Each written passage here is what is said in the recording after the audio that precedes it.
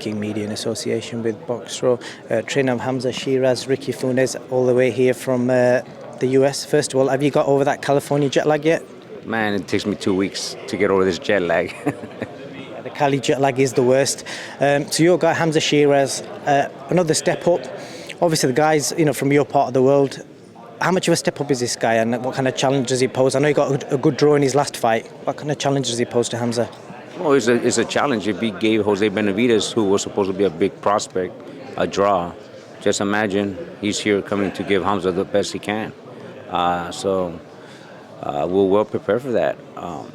This guy Torres, you can't count him out. He's tough. He hasn't lost in 10 fights.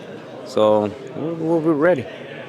Oh, look, I don't think he's lost since 2017, so he's not coming to lie down, so he's going to show how good Hamzah is.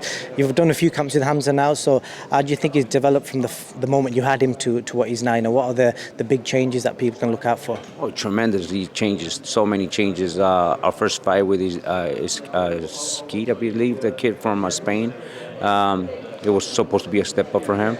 Then we got a tougher opponent, which was Skeet. That was a tough fight. That was like a wake-up call for him.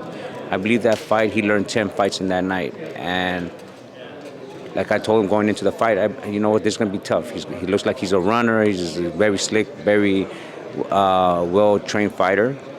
And I told him, look, we're going to be losing this first 6, 7 rounds. So after that, I knew it already. And I told him, hey, let's push it on. Let's get it going. Last fight with Smith, he made it look so easy. Now coming Saturday, I believe Torres is going to give him his all.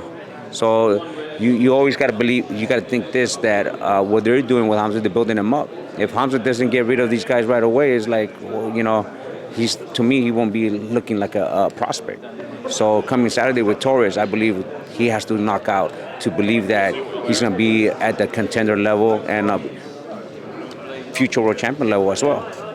He's obviously innate. I think he's 23 now. He's still growing. Do you think this is the way we'll see him at for the next few years, or is he likely to move up even more? You know what? He's been very disciplined. We could make 54 easy, but we'll make 54 if we are getting a title shot. 60, he's very happy, comfortable. He's been eating all week. Actually, yesterday we weighed in at 163 and some ounces, and we went to go eat a nice steak and some potatoes. And so he could, I don't starve my fighters.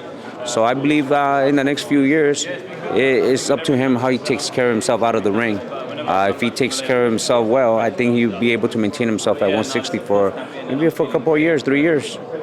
How far do you think he is from cracking that world scene? I don't know if the plan is to take him down the British domestic.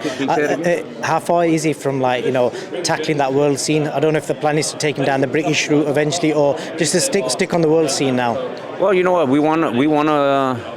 For any fighter and a trainer, we want to be in the world scene. We just don't want to We just don't want to do England. We want the world. We want the world title. We want to go after the top fighters in the world in the future. I'm not saying right now, but it could be the Canelos, the Charlos, at that weight class. Good stuff. I just want to get your opinion on other matters away from this fight. I don't know if you've read recently, Conor Benn, Chris Eubank Jr. It looks like the fight's almost made. Do you know much about both guys? I do not know much about them. I just know I follow Conor. We're friends on Instagram, but I do not know much about the European side of boxing.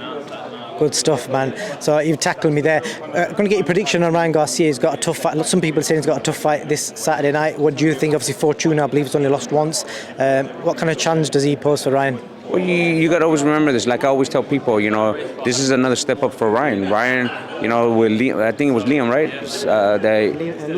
Luke Campbell. When he dropped him, he came back and was successful. Now he has to get rid of this Fortuna.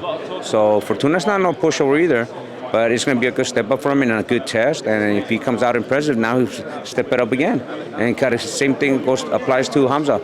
Once you step up to these guys and you get rid of them, you got to step up to a better challenge, a tougher opponent. But I believe he'll be successful, especially with my partner, Joe Goosen, who's been my teacher, my mentor. We fight both the same night. I spoke to him yesterday. I go, Joe, I'm fighting earlier than you. He goes, yes, I'm going to be watching your fight, and we fight the same night as well. So it's going to be great. You'll have plenty of time. I think you'll have about 4 hours break before you can watch Ryan's fight. What kind of improvements has Joe brought to Ryan's game? Obviously, he was with a great trainer before Eddie Renault, so obviously it's quite public that they had a bit of a fallout. Obviously, with Joe, what kind of improvements has Joe brought to his game? Joe is an amazing trainer. Everything that I know, I've learned from him, and they have a great game plan for this fight. And Ryan used to train with Joe as well. When I used to work with Ryan, I used to train Ryan when he was 16. So Joe has him well prepared, and he's learned a lot. I hope, well, if you turn up in denims on Saturday night, then I'll respect you like Joe. Any chance of that? I do wear denim. I do wear a lot of denim. I think he copied me. But you know what? Joe just doesn't wear denim. He wears the outfit, but he wears sometimes his colorful shirts. But yeah, Joe is crazy. Just to pre-warn you, I think in the UK, the boxing board are a bit more strict about what trainers wear in the corner. So Really? yeah, it might be worth checking that out. I didn't know that. I think somebody told me recently you've got to wear tracksuits or something that you'd expect a trainer to wear. Oh, that's crazy. I didn't know that. I wouldn't follow those rules. I'll stick to whatever I want to wear. I should have told you that. You should have rocked up in some jeans. We're there to fight. We're not there for a fashion statement. I wear whatever I want to wear, and it should be like that, I believe. Definitely, Ricky. Thank you so much for your time. I think the press is about to start, so Thank you so much. nice speaking to you. Thank you. Thank you.